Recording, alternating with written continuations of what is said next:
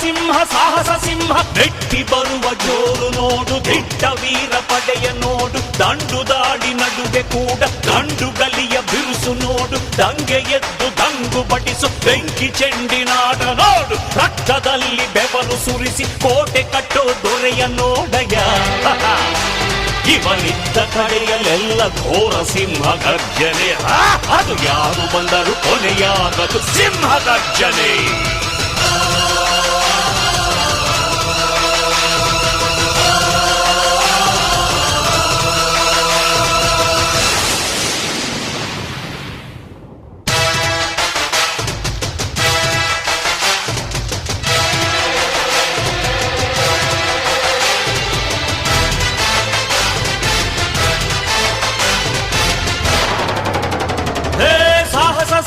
ಸಾಹಸ ಸಿಂಹ ಜಯದ ದಳಪತಿ.